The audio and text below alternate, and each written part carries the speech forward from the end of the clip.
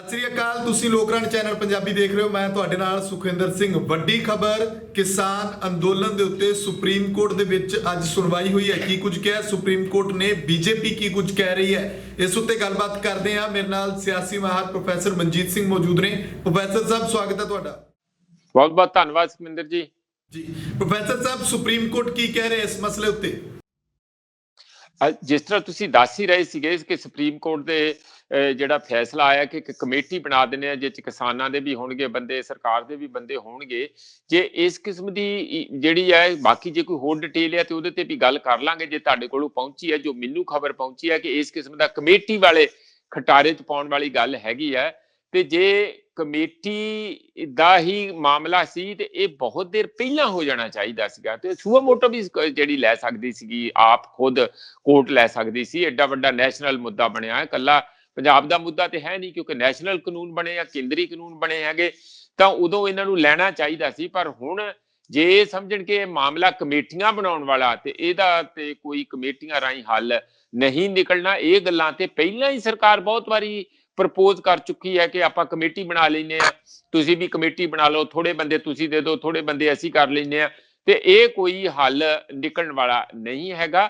ਔਰ ਜਿਹੜਾ ਰਿਟ ਵੀ ਪਾਈ ਹੈ ਉਹ ਕਿਸੇ ਕਿਸਾਨ ਵੱਲੋਂ ਨਹੀਂ ਆ, ਉਹ ਲਾਅ ਦਾ ਸਟੂਡੈਂਟ ਆ। ਪਹਿਲਾਂ ਵੀ ਇਹੋ ਜਿਹਾ ਮੇਰਾ ਖਿਆਲ ਕੰਮ ਕੁਝ ਰਿਟਾਂ ਉਹਨੇ ਪਾਈਆਂ ਹੋਈਆਂ ਸੀ, ਜਿੰਨਾ ਕਿ ਮੈਨੂੰ ਖਬਰ ਪਹੁੰਚੀ ਹੈਗੀ। ਤਾਂ ਜਿਹੜੀ ਇਹਦੇ ਅਸਲੀ ਆਉਣ ਵਾਲੇ ਸਮੇਂ 'ਚ ਇਹਦਾ ਰਿਐਕਸ਼ਨ ਕੀ ਹੈ ਕਿਸਾਨਾਂ ਦਾ, ਉਹ ਮੈਨੂੰ ਲੱਗਦਾ ਕਿ ਅੱਜ ਹੀ ਉਹ ਮੀਟਿੰਗ ਕੋਈ ਨਾ ਕੋਈ ਹੋਊਗੀ ਔਰ ਉਸ ਮੀਟਿੰਗ ਤੋਂ ਕਿਸਾਨਾਂ ਦਾ ਫੈਸਲਾ ਹੋਊ। ਪਰ ਜਿਹੜਾ ਬਹੁਤਾ ਫੈਸਲਾ ਸੁਖਵਿੰਦਰ ਲੱਗਦਾ ਆ ਉਹ ਇਹੋ ਹੀ ਹੋਣਾ ਕਿ ਹੁਣ ਇਹ ਵੇਲਾ ਨਿਕਲ ਚੁੱਕਾ, ਜਦੋਂ ਕਮੇਟੀਆਂ ਦੇ ਗੱਲ ਪੈ ਗਏ। ਉੱਥੇ ਤੇ ਫੌਜਾਂ ਬੈਠੀਆਂ ਹੋਈਆਂ, ਉਹਨਾਂ ਨੂੰ ਤੁਸੀਂ ਘਰੇ ਤੋੜ ਦੋਗੇ ਕਮੇਟੀ ਬਣਾ ਕੇ, ਇਹ ਨਹੀਂ ਹੋ ਪਾਉਣਾ। ਉੱਥੇ ਤੇ ਹੁਣ ਕੋਈ ਨਾ ਕੋਈ ਹੰਨੇ ਬੰਨੇ ਦਾ ਫੈਸਲਾ ਦਿੱਤਾ ਜਾਵੇ ਔਰ ਕੋਰਟ ਨੂੰ ਵੀ ਇਸੇ ਹੀ ਤਰਜ ਦੇ ਵਿੱਚ, ਇਸੇ ਹੀ ਤਰੀਕੇ ਦੇ ਨਾਲ ਸੋਚਣ ਦੀ ਗੁਜ਼ਾਰਿਸ਼ ਸਾਡੀ ਵੱਲੋਂ ਕਰਨੀ ਚਾਹੀਦੀ ਹੈ। ਬਿਲਕੁਲ। ਇੱਕ ਪ੍ਰੋਫੈਸਰ ਸਾਹਿਬ, ਵੱਡੀ ਗੱਲ ਉਹਦੇ ਵਿੱਚ ਇਹ ਹੈ ਕਿ ਪਟੀਸ਼ਨਰ ਨੇ ਇਹ ਵੀ ਕਿਹਾ ਕਿ ਕਿਤੇ ਨਾ ਕਿਤੇ ਕਰੋਨਾ ਵਾਇਰਸ ਦਾ ਖਤਰਾ ਹੈ, ਗਾਈਡਲਾਈਨਸ ਹੋਣੀਆਂ ਚਾਹੀਦੀਆਂ ਉੱਥੇ। ਦੂਜੀ ਗੱਲ ਕਹਿੰਦੇ ਐਮਰਜੈਂਸੀ ਸੇਵਾਵਾਂ। ਪਰ ਇਹ ਸਭ ਦੇ ਵਿਚਾਲੇ ਧਿਆਨ ਲੋਕਾਂ ਦਾ ਜਾਂਦਾ ਕਿ ਚੋਣਾਂ ਵੀ ਤਾਂ ਪਹਿਲਾਂ ਹੋ ਚੁੱਕੀਆਂ, ਪ੍ਰਚਾਰ ਬੀਜੇਪੀ ਵੀ ਕਰ ਰਹੀ ਹੈ, ਹੋਰ ਵੀ ਕਰ ਰਹੇ ਨੇ। ਕਿਸਾਨੀ ਅੰਦੋਲਨ ਨੂੰ ਨਿਸ਼ਾਨਾ ਕਿਉਂ ਬਣਾਇਆ ਗਿਆ?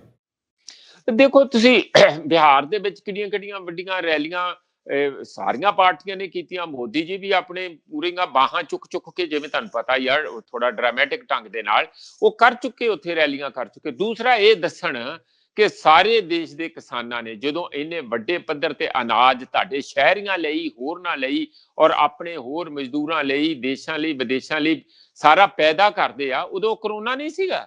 ਉਦੋਂ ਮੰਡੀਆਂ 'ਚ ਉਹਨਾਂ ਨੇ, ਪਿੰਡਾਂ 'ਚ ਕੰਮ ਵੀ ਕੀਤਾ। ਪਿੰਡਾਂ ਦੇ ਵਿੱਚ ਕਿਸੇ ਨੇ ਕਰੋਨਾ ਨੂੰ ਕਦੀ ਉਸ ਕਿਸਮ ਨਾਲ ਮੰਨਿਆ ਹੀ ਨਹੀਂ।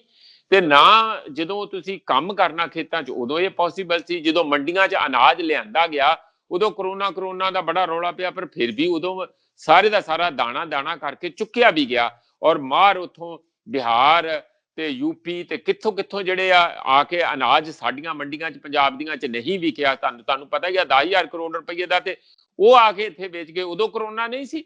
ਇਸ ਲਈ ਜਿਹੜੀਆਂ ਕਰੋਨਾ ਦੀਆਂ ਗੱਲਾਂ ਆ, ਉਹ ਹੁਣ ਕਿਸਾਨਾਂ ਦੇ ਇਸ ਮੁੱਦੇ ਦੇ ਉੱਤੇ ਉਹ ਭਾਂਡਾ ਨਹੀਂ ਭੰਨਣਾ ਚਾਹੀਦਾ, ਉਸ ਅੰਕੁਸ਼ ਨਹੀਂ ਲਾਉਣਾ ਚਾਹੀਦਾ, ਉਸ ਨੂੰ ਰੱਖ ਦੇਣਾ। ਹਾਂ, ਮੈਂ ਇਹ ਨਹੀਂ ਇੱਥੇ ਪ੍ਰਚਾਰ ਕਰ ਰਿਹਾ ਕਿ ਕਰੋਨਾ ਹੈ ਨਹੀਂ ਜਾਂ ਤੁਹਾਨੂੰ ਕੋਈ ਉਹਦੇ ਵੱਲ ਧਿਆਨ ਨਹੀਂ ਦੇਣਾ ਚਾਹੀਦਾ। ਪਰ ਇਹ ਕਿਸਾਨ ਜਿਹੜੇ ਉਸ ਮਿੱਟੀ 'ਚੋਂ ਪੈਦਾ ਹੋਏ ਆ, ਉਹ ਜੇ ਇਸੇ ਹੀ ਗੱਲਾਂ ਦੇ ਵਿੱਚ ਫਸੇ ਰਹਿਣਗੇ, ਫਿਰ ਮੈਨੂੰ ਲੱਗਦਾ ਕਿ ਦੇਸ਼ ਭੁੱਖਾ ਵੀ ਮਰ ਜਾਊਗਾ।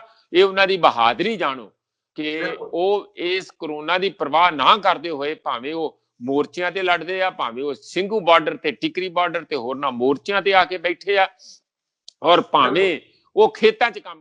ਪ੍ਰੋਫੈਸਰ ਸਾਹਿਬ, ਇਹ ਵੀ ਕਿਹਾ ਜਾ ਰਿਹਾ ਕਿ ਇਹ ਮੁੱਦਾ ਕਿਤੇ ਰਾਸ਼ਟਰਵਾਦ ਦਾ ਮੁੱਦਾ ਨਾ ਬਣ ਜੇ। ਡਰ ਇਸ ਗੱਲ ਦਾ ਵੀ ਲੱਗ ਰਿਹਾ ਕਿਸਾਨ ਅੰਦੋਲਨ ਨੂੰ ਲੈ ਕੇ, ਇਸ ਗੱਲ ਦੇ ਸ਼ੰਕੇ ਵੀ ਜਤਾਏ ਜਾ ਰਹੇ ਨੇ। ਰਾਸ਼ਟਰਵਾਦ ਦਾ ਮੁੱਦਾ ਕਿਸ ਕਿਸਮ ਦਾ ਬਣ ਸਕਦਾ ਸੁਖਵਿੰਦਰ ਜੀ, ਮੈਂ ਨਹੀਂ ਸਮਝਦਾ। ਸਭ ਤੋਂ ਵੱਧ ਰਾਸ਼ਟਰਵਾਦ ਦਾ ਭੂਤ ਤੇ ਬੀਜੇਪੀ ਨੂੰ ਚੰਬੜਿਆ ਹੋਇਆ, ਔਰ ਸਭ ਤੋਂ ਘੱਟ ਜਿਹੜਾ ਰਾਸ਼ਟਰਵਾਦ, ਜਿਹੜਾ ਅਸਲੀ ਮਾਨਿਆਂ 'ਚ ਹੁੰਦਾ, ਜਿੱਥੇ ਦੇਸ਼ ਭਗਤੀ ਜਿਹਨੂੰ ਕਹਿੰਦੇ ਆ, ਉਹ ਸਭ ਤੋਂ ਘੱਟ ਮੈਨੂੰ ਇਹਨਾਂ 'ਚ ਦੇਖਣ ਨੂੰ ਮਿਲੀ ਹੈ। ਕਿ ਇਹ ਲੋਕ ਦੇਸ਼ ਦੇ ਵਸਨੀਕ ਨਹੀਂ, ਵਸਿੰਦੇ ਨਹੀਂ? ਕਿ ਇਹ ਲੋਕ ਮਿਹਨਤੀ ਨਹੀਂ? ਕਿ ਇਹ ਲੋਕ ਬੇਈਮਾਨ ਆ? ਤੁਸੀਂ ਕਦੀ ਇਹਨਾਂ ਨੂੰ ਚੀਨ ਪੱਖੀ ਕਹਿ ਦਿੰਦੇ ਆ, ਕਦੀ ਕੋਈ ਪਾਕਿਸਤਾਨੀ ਸਪੋਰਟਡ ਕਹਿ ਦਿੰਦੇ ਆ, ਕਦੀ ਤੁਸੀਂ ਖਾਲਿਸਤਾਨੀ ਕਹਿ ਦਿੰਦੇ, ਕਦੀ ਕੁਝ ਕਹਿ ਦਿੰਦੇ। ਇਹ ਕੋਈ ਰਾਸ਼ਟਰਵਾਦ ਦੀਆਂ ਗੱਲਾਂ ਆ?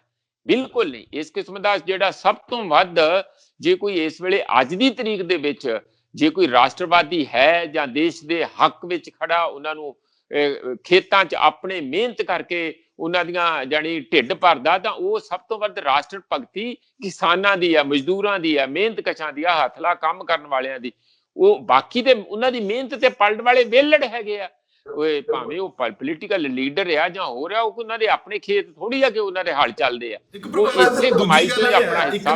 ਅੱਜ ਸੁਰਜੀਤ ਕੁਮਾਰ ਜਿਆਣੀ ਉਹਨਾਂ ਦਾ ਬਿਆਨ ਵੀ ਚਰਚਾ ਵਿੱਚ ਆ। ਉਹ ਇਹ ਗੱਲ ਕਹਿੰਦੇ ਨੇ ਕਿ ਕੇਂਦਰ ਜਿਹੜੇ ਆ ਮਤਲਬ ਕਿ ਦੋ ਧਿਰਾਂ ਜਦੋਂ ਗੱਲਬਾਤ ਚੱਲ ਰਹੀ ਹੈ ਤਾਂ ਕੋਈ ਤੀਜੀ ਧਿਰ ਜਿਹੜੀ ਹੈ ਉਹ ਵਿੱਚ ਵਿਚੋਲੀਆ ਪੈ ਜੇ ਤੇ ਆ ਕੇ ਕਿਸਾਨਾਂ ਦੇ ਮਸਲੇ ਨੂੰ ਸੁਲਝਾਇਆ ਜਾਵੇ। ਤੀਜੀ ਧਿਰ ਹੁਣ ਹੋਰ ਕਿੰਨੀਆਂ ਕੁ ਧਿਰਾਂ ਬਣਾਉਣੀਆਂ ਇਹਨਾਂ ਨੇ? ਆਲਰੇਡੀ ਸੁਰਜੀਤ ਕੁਮਾਰ ਜਿਆਣੀ, ਹਰਜੀਤ ਸਿੰਘ ਗਰੇਵਾਲ ਲੱਗੇ ਨੇ, ਉਹਨਾਂ ਦੇ ਵੀ ਬਿਆਨਬਾਜ਼ੀ ਆ ਰਹੀ। ਉਹ ਅੱਜ ਕਹਿ ਰਹੇ ਨੇ, ਕਹਿੰਦੇ ਕਿਸਾਨ ਸਾਡੀ ਜਿਹੜੀ ਸਰਕਾਰ ਆ ਕਮਜ਼ੋਰ ਨਹੀਂ ਹੈਗੀ, ਅਸੀਂ ਖੇਤੀ ਬਿੱਲ ਰੱਦ ਨਹੀਂ ਕਰਨੇ, ਖੇਤੀ ਕਾਨੂੰਨ ਰੱਦ ਨਹੀਂ ਹੋਣਗੇ, ਕਿਸਾਨ ਇਸ ਗੱਲ ਨੂੰ ਸਮਝ ਲੈਣ। ਕਿਸ ਤਰ੍ਹਾਂ ਦੀ ਬਿਆਨਬਾਜ਼ੀ ਦੇਖ ਰਹੇ ਹੋ ਇਹਨਾਂ ਦੀ? ਦੇਖੋ, ਵਿਚੋਲੀਏ ਸੁਖਵਿੰਦਰ ਤਦ ਲੋੜ ਹੁੰਦੀ ਹੈ ਜਦ ਜਿਹੜੀਆਂ ਦੋ ਧਿਰਾਂ ਸਮਝਣ ਨਾ। ਤੁਸੀਂ ਵਕੀਲ ਕਦੋਂ ਕਰਦੇ ਆ ਕੋਰਟ ਦੇ ਵਿੱਚ? ਜਦੋਂ ਤੁਹਾਨੂੰ ਆਪ ਉਹ ਕਾਨੂੰਨ ਦੀਆਂ ਪੇਚੀਦਗੀਆਂ ਸਮਝਣੀ ਪੈਂਦੀਆਂ, ਫਿਰ ਤੁਸੀਂ ਵਿਚੋਲੀਆ ਬੰਦਾ ਰੱਖਦੇ ਆ ਕਿ ਉਹਨੂੰ ਕਿਰਾਏ ਤੇ ਰੱਖਦੇ, ਪੈਸਾ ਦਿੰਦੇ ਆ। ਇੱਥੇ ਵਿਚੋਲੀਏ ਦੀ ਕੀ ਲੋੜ ਆ? ਸਰਕਾਰ ਨੇ ਕਾਨੂੰਨ ਬਣਾਏ ਆ, ਉਹ ਕਾਨੂੰਨਾਂ ਨੂੰ ਸਮਝਦੀ ਆ, ਉਹਨਾਂ ਕੋਲ ਆਪਣੀਆਂ ਟੀਮਾਂ ਹੈਗੀਆਂ। ਇਸੇ ਤਰੀਕੇ ਨਾਲ ਕਿਸਾਨ ਜਿਹੜੇ ਆ ਉਹ ਉਹਨਾਂ ਦੀਆਂ ਸਾਰੀਆਂ ਪੇਚੀਦਗੀਆਂ ਨੂੰ ਸਮਝ ਕੇ ਪੜ੍ਹਨੇ ਪਾ ਆਏ ਆ, ਸਾਰਾ ਹੋਮਵਰਕ ਦੇ ਆਏ ਆ। ਹੁਣ ਸਾਰੀਆਂ ਧਿਰਾਂ ਇਹ ਸਮਝੀਆਂ ਬੈਠੀਆਂ। ਸਵਾਲ ਤੇ ਹੈ ਕਿ ਕੀ ਤੁਸੀਂ ਕਿਸਾਨਾਂ ਨਾਲ ਖੜੇ ਹੋਣਾ ਜਾਂ ਕਾਰਪੋਰੇਟਾਂ ਨਾਲ ਖੜੇ ਹੋਣਾ? ਕੀ ਤੁਹਾਡੀ ਲਾਇਲਟੀ ਜਾਂ ਤੁਸੀਂ ਵਫਾਦਾਰ ਉਹਨਾਂ ਲੋਕਾਂ ਨਾਲ ਆ ਜਿਨ੍ਹਾਂ ਦੀਆਂ ਵੋਟਾਂ ਲੈ ਕੇ ਤੁਸੀਂ ਸੱਤਾ 'ਚ ਆਏ ਆ, ਜਾਂ ਜਿਹੜੇ ਲੋਕ ਖਾਂਦੇ ਪੀਂਦੇ ਹੈਗਾ ਤੁਸੀਂ ਉਹਨਾਂ ਦੇ ਹੱਕ ਦੇ ਵਿੱਚ ਇਹਨਾਂ ਕਿਸਾਨਾਂ ਨੂੰ ਖਦੇੜਨਾ ਆ, ਉਹਨਾਂ ਨੂੰ ਨਿਰਾਸ਼ ਕਰਨਾ, ਉਹਨਾਂ ਨੂੰ ਇਸ ਤਰੀਕੇ ਨਾਲ ਸੜਕਾਂ ਤੇ ਬਿਠਾ ਕੇ ਬੇਇੱਜ਼ਤ ਕਰਨਾ? ਇਹ ਫੈਸਲਾ ਤੇ ਸਰਕਾਰ ਨੇ ਕਰਨਾ ਸੁਖਵਿੰਦਰ। ਬਿਲਕੁਲ। ਜਿਸ ਤਰੀਕੇ ਨਾਲ ਹਰਜੀਤ ਗਰੇਵਾਲ ਕਹਿ ਰਹੇ ਨੇ, ਉਹਨਾਂ ਦੇ ਮਾਇਨੇ ਕਿੱਦਾਂ ਆਪਾਂ ਦੇਖੀਏ? ਲਗਾਤਾਰ ਬਿਆਨਬਾਜ਼ੀ ਕਰ ਰਹੇ ਨੇ। ਹੁਣ ਉਹ ਕਹਿੰਦੇ ਨੇ ਕਿ ਸਰਕਾਰ ਕਮਜ਼ੋਰ ਨਹੀਂ ਹੈਗੀ ਸਾਡੀ। ਨਹੀਂ, ਸਰਕਾਰ ਜੇ ਕਮਜ਼ੋਰ ਨਹੀਂ ਤੇ ਤਕੜੀ ਵੀ ਨਹੀਂ ਹੈਗੀ। ਜੇ ਤਕੜੀ ਸਰਕਾਰ ਹੈਗੀ ਹੈ, ਜੇ ਤੁਸੀਂ ਇਹ ਧਮਕੀ ਦਿੰਦੇ ਆ ਕਿ ਅਸੀਂ ਨਹੀਂ ਮੰਨਾਂਗੇ ਸਾਨੂੰ, ਤੇ ਪਹਿਲਾਂ ਤੇ ਖੁਦ ਵੀ ਜਿਹੜੇ ਗਰੇਵਾਲ ਸਾਹਿਬ ਆ ਉਹ ਦੱਸਣ ਕਿ ਉਹਨਾਂ ਨੇ ਇਹੋ ਜਿਹੀ ਗੱਲ ਕਹੀ ਸੀ, ਮੈਨੂੰ ਕੋਈ ਕਹਿ ਕੇ ਦੱਸੇ, ਫਿਰ ਉਹਨਾਂ ਨੂੰ 6 ਘੰਟੇ ਘੇਰਿਆ ਸੀ ਰਾਜਪੁਰੇ। ਇਸ ਤਰ੍ਹਾਂ ਨਹੀਂ, ਇਹੋ ਜਿਹੀਆਂ ਗੱਲਾਂ ਨਹੀਂ ਕਰਨੀਆਂ ਚਾਹੀਦੀਆਂ। ਤੁਸੀਂ ਨੁਮਾਇੰਦੇ ਆ, ਤੁਹਾਨੂੰ ਤੁਸੀਂ ਟਰਸਟੀ ਆ, ਯਾਨੀ ਸਟੇਟ ਜਿਹੜੀ ਹੈ ਆਮ ਲੋਕਾਂ ਦੇ ਵਿਚਾਰਾਂ ਦੀ, ਅਧਿਕਾਰਾਂ ਦੀ, ਉਹਨਾਂ ਦੀ ਰੱਖਿਆ ਦੀ, ਉਹਨਾਂ ਦੀ ਦੇਖਭਾਲ ਦੀ ਟਰਸਟੀ ਹੁੰਦੀ ਆ। ਤਾਂ ਅਸੀਂ ਸਾਡੇ ਚੁਣੇ ਹੋਏ ਬੰਦੇ ਆ, ਤੁਹਾਨੂੰ ਤਨਖਾਹਾਂ ਦਿੰਨੇ ਆ ਸਾਡੀ ਸੇਵਾ ਕਰਨ ਲਈ। ਜੇ ਤੁਸੀਂ ਜਿਨ੍ਹਾਂ ਨੂੰ ਅਸੀਂ ਨਾਲੇ ਵੋਟਾਂ ਪਾਈਆਂ, ਨਾਲੇ ਉਹਨਾਂ ਨੂੰ ਤਨਖਾਹਾਂ ਦੇ ਰਹੇ ਆ, 5-5 ਪੈਨਸ਼ਨਾਂ ਦੇ ਰਹੇ ਆ, ਉਹ ਸਾਡੇ ਹੀ ਵਿਰੁੱਧ ਫੈਸਲੇ ਕਰਨਗੇ, ਸਾਡੇ ਵਿਰੁੱਧ ਜਾਨੀ ਡਾਂਗਾ ਸੋਟੀਆਂ ਤੇ ਹੋਰ ਪੁਲਿਸ ਤੇ ਕਿਸੇ ਕਿਸਮ ਦੀਆਂ ਡਿਫੈਂਸ ਫੋਰਸਸ ਖੜੀਆਂ ਕਰ ਦੇਣਗੇ, ਤੇ ਇਹ ਲੋਕਾਂ ਨੂੰ ਇਸ ਹਾਲਤ ਵਿੱਚ ਬਿਲਕੁਲ ਮਨਜ਼ੂਰ ਨਹੀਂ। ਕੀ ਤਾਕਤ ਆ ਕਿ ਜਿਹੜੇ ਪੁਲਿਸ ਵਾਲੇ ਆ, ਅੱਜ ਪੁਲਿਸ ਰਿਟਾਇਰਡ ਪੁਲਿਸ ਵਾਲਿਆਂ ਨੇ ਨਹੀਂ ਬਿਆਨ ਦਿੱਤਾ ਕਿ ਅਸੀਂ ਕਿਸਾਨਾਂ ਦੇ ਨਾਲ ਖੜੇ ਆ। ਇਸੇ ਤਰੀਕੇ ਨਾਲ ਐਕਸ ਸਰਵਿਸਮੈਨ ਕਿੰਨੇ ਫੌਜ ਵਿੱਚੋਂ ਜਿਹੜੇ ਰਿਟਾਇਰਡ ਆ, ਉਹ ਆ ਕੇ ਉੱਥੇ ਸਿੰਘੂ ਬਾਰਡਰ ਦੇ ਉੱਤੇ ਫੋਟੋਆਂ ਖਿਚਾਉਂਦੇ ਆ, ਮੀਡੀਆ ਨਾਲ ਇੰਟਰਵਿਊ ਦਿੰਦੇ ਆ ਕਿ ਅਸੀਂ ਕਿਸਾਨਾਂ ਦੇ ਨਾਲ ਆ, ਅਸੀਂ ਕਿਸਾਨਾਂ ਦੇ ਪੁੱਤ ਧੀਆਂ ਹੈਗੇ ਆ। ਇਸ ਲਈ ਇਹਦੋਂ ਪਹਿਲਾਂ ਕਿ ਕੋਈ ਹੋਰ ਖਲਾਰਾ ਪਵੇ, ਫੌਜ ਵਿੱਚ ਰੋਸ਼ ਵੱਧ ਰਿਹਾ ਆ, ਪੁਲਿਸ ਵਿੱਚ ਵੀ ਉਹ ਵੀ ਸਾਡੇ ਹੀ ਧੀਆਂ ਪੁੱਤਰ ਆ। ਜਦੋਂ ਇਹ ਸਾਰੇ ਗੱਲ ਸਾਰਿਆਂ ਲਈ ਪਬਲਿਕ ਦੇ ਵਿੱਚ ਆਈ ਹੋਈ ਹੈ, ਜਿਸ ਫੋਰਸ ਜਾਂ ਜਿਸ ਸ਼ਕਤੀ ਦੇ ਤਾਕਤ ਦੇ ਬਰੂਟ ਸ਼ਕਤੀ ਜਿਹੜੀ ਬੰਦੂਕਾਂ ਦੀ ਸ਼ਕਤੀ ਹੁੰਦੀ ਹੈ, ਉਹਦੇ ਸਿਰ ਤੇ ਕਹਿ ਰਹੇ ਆ ਕਿ ਅਸੀਂ ਬਹੁਤ ਤਕੜੇ ਆ, ਇਹ ਸਮਝ ਲਓ ਕਿ ਉਹ ਤੁਹਾਡੇ ਨਾਲ ਕਿੰਨੀ ਕੁ ਹੈ ਹੋਣਗੇ ਜਦੋਂ ਕ੍ਰੂਸ਼ੀਅਲ ਮੌਕਾ ਆਊਗਾ। ਇੱਥੋਂ ਅੰਗਰੇਜ਼ ਨਹੀਂ ਗਏ, ਇੱਥੇ ਉਹ ਅੰਗਰੇਜ਼ ਗਏ ਕਿ ਨਹੀਂ ਗਏ ਜਿਹੜੇ ਇੱਥੇ ਕਹਿੰਦੇ ਸੀ ਸਾਡਾ ਦਿਨ ਨਹੀਂ ਡੁੱਬਦਾ ਸਾਡੀ ਸਲਤਨਤ ਵਿੱਚੋਂ। ਇਸ ਲਈ ਰਹਿਣਾ ਤੁਸੀਂ ਵੀ ਨਹੀਂ, ਜਿੰਨੇ ਮਰਜ਼ੀ ਤਕੜੇ ਹੋ, ਅੰਗਰੇਜ਼ਾਂ ਨਾਲੋਂ ਤਕੜੇ ਨਹੀਂ, ਉਹ ਤੇ ਬੜੇ ਸਕੀਮੀ ਲੋਕ ਸੀਗੇ। ਰਹਿਣਾ ਤੁਸੀਂ ਵੀ ਨਹੀਂ ਜੇ ਇਹੋ ਹੀ ਐਟੀਟਿਊਡ ਰਿਹਾ ਆਪਣੇ ਹਿੱਤ ਵਿੱਚ, ਦੇਸ਼ ਦੇ ਹਿੱਤ ਵਿੱਚ, ਸ਼ਾਂਤੀ ਦੇ ਹਿੱਤ ਵਿੱਚ, ਕਿਸਾਨਾਂ ਦੇ ਹਿੱਤ ਵਿੱਚ। ਇਸ ਗੱਲ ਦਾ ਮਸਲੇ ਦਾ ਹੱਲ ਸਿਰਫ ਤੇ ਸਿਰਫ ਸਰਕਾਰ ਕੋਲ ਆ। ਉਹ ਜਿੰਨਾ ਛੇਤੀ ਕੱਢ ਲੈਣਗੇ ਉਹ ਠੀਕ ਆ। ਕੋਰਟਾਂ ਜੇ ਮਦਦ ਕਰ ਲਈ ਉਹਦੀਆਂ ਉਹ ਵੈਲਕਮ ਆ, ਪਰ ਕੋਰਟਾਂ ਇਹ ਜ਼ਰੂਰ ਧਿਆਨ ਰੱਖ ਲੈਣ ਕਿ ਜਿੱਥੇ ਗੱਲ ਪਹੁੰਚੀ ਆ ਉਹ ਕੱਲੀ ਕਾਨੂੰਨਨ ਗੱਲ ਨਹੀਂ, ਉਹ ਰਾਜਨੀਤਿਕ ਕਨਫਰੰਟੇਸ਼ਨ ਦੀ ਗੱਲ ਹੈਗੀ। ਉਸ ਨੂੰ ਮੱਦੇ ਨਜ਼ਰ ਰੱਖ ਕੇ ਹੀ ਕੋਈ ਫੈਸਲਾ ਅੱਗੇ ਵੀ ਜੋ ਕੋਈ ਦੇਣਾ ਤੇ ਦੇਣ। ਪ੍ਰੋਫੈਸਰ ਸਾਹਿਬ, ਇੱਕ ਅਖੀਰ ਦੇ ਵਿੱਚ ਦੱਸਿਓ ਕਿ ਸੁਪਰੀਮ ਕੋਰਟ ਨੇ ਹੁਣ ਕੱਲ ਦਾ ਸਮਾਂ ਦਿੱਤਾ, ਕੱਲ ਨੂੰ ਫਿਰ ਸੁਣਵਾਈ ਹੋਣੀ ਹੈ, ਕੇਂਦਰ ਤੇ ਸੂਬਾ ਸਰਕਾਰਾਂ ਨੂੰ ਵੀ ਨੋਟਿਸ ਕਰ ਦਿੱਤਾ ਗਿਆ। ਇਸ ਸਭ ਦੇ ਵਿਚਾਲੇ ਜਿਹੜਾ ਹੁਣ ਕਿਹਾ ਗਿਆ ਕਿ ਇੱਕ ਕਮੇਟੀ ਜਿਹੜਾ ਮਤਲਬ ਕਿ ਐਦਾਂ ਲਾ ਲਓ ਕਿ ਸਲਾਹ ਮਸ਼ਵਰਾ ਜਿਹੜਾ ਉਹ ਕਰ ਲੈਣ, ਬਹਿ ਕੇ ਕਮੇਟੀ ਕਾਇਮ ਕਰ ਦਿੱਤੀ ਜਾਵੇ, ਉਹਦੇ ਉੱਤੇ ਗੱਲਬਾਤ ਕਰ ਲਈ ਕੇਂਦਰ ਤੇ ਕਿਸਾਨ ਰਲ ਕੇ। ਤੁਹਾਨੂੰ ਕੀ ਲੱਗਦਾ ਹੈ ਕਿ ਇਸ ਕਮੇਟੀ ਦੇ ਨਾਲ ਕੋਈ ਹੱਲ ਨਿਕਲ ਜਾਏਗਾ ਜਾਂ ਫਿਰ ਗੱਲ ਫਿਰ ਉੱਥੇ ਅੜ ਜਾਣੀ ਹੈ ਯੈਸ ਅਤੇ ਨੋ ਤੇ? ਨਹੀਂ ਕਮੇਟੀ ਦੇ ਵਿੱਚ ਕਿਸਾਨ ਜੇ ਸ਼ਾਮਲ ਹੋਣ ਲਈ ਤਿਆਰ ਹੋਣਗੇ ਤੇ ਤਾਂ ਆ ਨਾ। ਕਮੇਟੀ ਤੋਂ ਬਹੁਤ ਗੱਲ ਅੱਗੇ ਨਿਕਲ ਗਈ। ਇਹ ਪਹਿਲਾਂ ਨਹੀਂ ਸੀ ਇਹਨਾਂ ਨੂੰ ਸੋਚ ਰਿਹਾ ਵੀ ਕਮੇਟੀ ਬਣਾਈ ਜਾਵੇ। ਪਹਿਲਾਂ ਕਿਉਂ ਨਹੀਂ ਬਣਾਈ? ਜਦੋਂ ਸ਼ੁਰੂ ਚ ਗੱਲ ਚੱਲੀ, ਜਦੋਂ ਆਰਡੀਨੈਂਸ ਸੀਗੇ, ਉਦੋਂ ਤੇ ਸਮਝਾਉਣ ਲੱਗੇ ਸੀ। ਇੰਨੀ ਬੇਰੁਖੀ ਹੈ, ਇੰਨੀ, ਮੈਂ ਤੇ ਤੁਸੀਂ ਕਹਿੰਦੇ ਤਕੜੇ, ਮੈਂ ਕਹਿੰਦਾ ਬੁਜ਼ਦਿਲੀ ਹੈ ਸਰਕਾਰ ਦੀ ਕਿ ਸਮਝਣਾ ਨਹੀਂ ਚਾਹੁੰਦੇ। ਅੱਜ ਵੀ ਕੱਲ ਦਾ ਬਿਆਨ ਆਇਆ ਵਾ ਕਿ ਅਸੀਂ ਅਜੇ ਵੀ ਕਿਸਾਨਾਂ ਨੂੰ ਸਮਝਾਵਾਂਗੇ, 700 ਮੀਟਿੰਗਾਂ ਕਰੋ, ਇਹ ਭੜਕਾਏ ਹੋਏ ਆ, ਇਹ ਫਲਾਣੇ ਦੇ ਲੱਗੇ ਹੋਏ ਆ, ਟਮਕਾਣੇ ਦੇ, ਪੁੱਠੀਆਂ ਗੱਲਾਂ ਕਰ ਕਰਕੇ ਇਹ ਲੋਕਾਂ ਨੂੰ ਹੋਰ ਉਹਨਾਂ ਦੀ ਜਿਹੜੀ ਸਵੈ ਅਭਿਮਾਨ ਹੁੰਦਾ ਉਹਨੂੰ ਚੋਟ ਮਾਰਦੇ ਆ। ਔਰ ਹਾਲਤ ਇਹ ਬਣੀ ਆ ਕਿ ਇਹਨਾਂ ਦੇ ਆਪਣੇ ਹੀ ਆਰਐਸਐਸ ਦਾ ਬਹੁਤ ਸਾਰਾ ਕਾਡਰ ਉਹ ਨਿਰਾਸ਼ ਆ, ਇਹਨਾਂ ਤੋਂ ਨਾਰਾਜ਼ ਵੀ ਆ ਇਹਨਾਂ ਦੇ ਨਾਲ।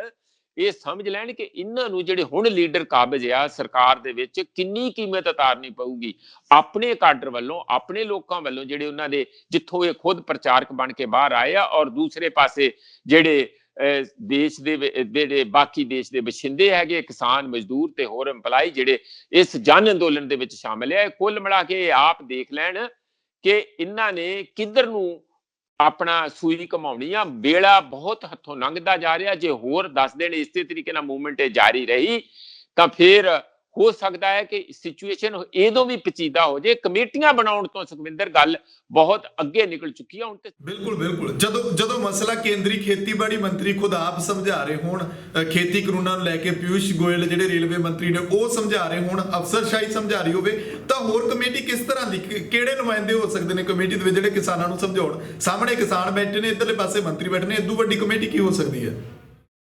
ਹਾਂ ਬਿਲਕੁਲ ਸੁਖਵਿੰਦਰ, ਨਹੀਂ ਵੇਲਾ ਹੁੰਦਾ ਆ, ਇਹ ਵੀ ਹੋ ਸਕਦਾ ਆ। ਇਹ ਬੜੀ ਅਰਲੀ ਸਟੇਜ ਹੁੰਦੀ ਹੈ। ਹੁਣ ਜੇ ਕਿਸੇ ਨੂੰ ਇੰਨੀ ਵੀ ਸਮਝ ਨਹੀਂ ਕਿ ਜਦੋਂ ਸਮੁੱਚਾ ਪੰਜਾਬ, ਹਰਿਆਣਾ, ਬਾਕੀ ਦੇਸ਼ ਦੇ ਲੋਕ ਆ ਕੇ ਬੈਠ ਗਏ ਆ ਔਰ ਵਿਦੇਸ਼ਾਂ ਦੇ ਵਿੱਚ ਇੰਨੀ ਜ਼ਿਆਦਾ ਉਸ ਗੱਲ ਦੀ ਸਾਰੀ ਚਰਚਾ ਚੱਲ ਗਈ ਆ। ਯੂਐਨਓ ਦੇ ਜਿਹੜੇ ਪ੍ਰਧਾਨ ਆ ਐਂਟੋਨੀਓ ਗੁਟਰੇਸ, ਉਹਨਾਂ ਨੇ ਆ ਕੇ ਇਸ ਗੱਲ ਦਾ ਵੀ ਬਿਆਨ ਦੇ ਦਿੱਤਾ ਕਿ ਕਿਸਾਨਾਂ ਦੇ ਹੱਕਾਂ ਦੀ ਰਾਖੀ ਕੀਤੀ ਜਾਏ। ਜਦੋਂ ਸਾਰੇ ਪਾਸੇ ਦੁਨੀਆ ਦੀਆਂ ਸਰਕਾਰਾਂ ਦੇ ਵਿੱਚ ਇਸ ਗੱਲ ਦੀ ਲਾਲਾ ਹੋਈ ਪਈ ਹੈ, ਹੁਣ ਤੁਸੀਂ ਕਮੇਟੀਆਂ ਦੇ ਮੁੱਢੇ ਛੋਟੇ ਸ਼ੁਰੂ ਕਰੋਗੇ? ਇਸ ਤਰ੍ਹਾਂ ਨਹੀਂ ਹੈ। ਮੂਵਮੈਂਟਾਂ ਦੀਆਂ ਰਾਜਨੀਤਿਕ ਜਿਹੜੀ ਪਿਉਂਤੜੇਬਾਜ਼ੀ ਹੁੰਦੀ ਆ, ਜੇ ਉਹ ਵੇਲੇ ਸਿਰ ਕੀਤੀ ਜਾਏ ਉਹਦਾ ਫਾਇਦਾ ਆ। ਜੇ ਤੁਸੀਂ ਬਹੁਤ ਦੇਰ ਨਾਲ ਚੱਲੋਗੇ ਤਾਂ ਉਹਦੇ ਵਿੱਚ ਦੋਹਾਂ ਧਿਰਾਂ ਦਾ ਨੁਕਸਾਨ ਰਹਿੰਦਾ ਆ। ਫਿਰ ਉਸ ਨੂੰ ਉਸੇ ਪੱਧਰ ਤੇ ਸੰਭਾਲਣ ਦੀ ਲੋੜ ਹੁੰਦੀ ਹੈ, ਨਾ ਕਿ ਹੁਣ ਤੁਸੀਂ ਫਿਰ ਮੁੱਢੋਂ ਛੱਡੋ ਇਸ ਨੂੰ, ਸਲੇਟ ਨੂੰ ਪੋਚ ਕੇ ਦੁਬਾਰਾ ਲਿਖਣਾ ਸ਼ੁਰੂ ਕਰੋ। ਬਿਲਕੁਲ, ਸ਼ੁਕਰੀਆ ਪ੍ਰੋਫੈਸਰ ਸਾਹਿਬ, ਬਹੁਤ ਧੰਨਵਾਦ ਸਾਡੇ ਨਾਲ ਗੱਲਬਾਤ ਕਰਨ ਲਈ। ਬਹੁਤ ਸ਼ੁਕਰੀਆ ਤੁਹਾਡਾ ਸੁਖਵਿੰਦਰ ਜੀ। ਸੋ ਸੁਪਰੀਮ ਕੋਰਟ ਦੇ ਵਿੱਚ ਜੋ ਕੁਝ ਅੱਜ ਸੁਣਵਾਈ ਹੋਈ ਹੈ ਉਸ ਉੱਤੇ ਸਿਆਸੀ ਮਾਹਰ ਪ੍ਰੋਫੈਸਰ ਮਨਜੀਤ ਸਿੰਘ ਨੇ ਆਪਣੇ ਵਿਚਾਰ ਰੱਖੇ। ਕੀ ਕੁਝ ਕਹਿਣਾ ਸੁਪਰੀਮ ਕੋਰਟ ਦਾ, ਕਿਸਾਨ ਜਥੇਬੰਦੀਆਂ ਮੰਨਦੀਆਂ ਜਾਂ ਨਹੀਂ ਮੰਨਦੀਆਂ, ਕਮੇਟੀ ਕਿਸ ਤਰ੍ਹਾਂ ਦੀ ਬਣਦੀ ਹੈ, ਕੀ ਹੋਏਗਾ, ਕੱਲ ਨੂੰ ਫਿਰ ਸੁਣਵਾਈ ਹੈ, ਉਹਦੇ ਉੱਤੇ ਵੀ ਅਸੀਂ ਨਜ਼ਰ ਰੱਖਾਂਗੇ। ਲੋਕਰਾਣ ਚੈਨਲ ਨੂੰ ਸਬਸਕ੍ਰਾਈਬ ਕਰੋ। ਮੈਨੂੰ ਇਜਾਜ਼ਤ ਦਿਓ।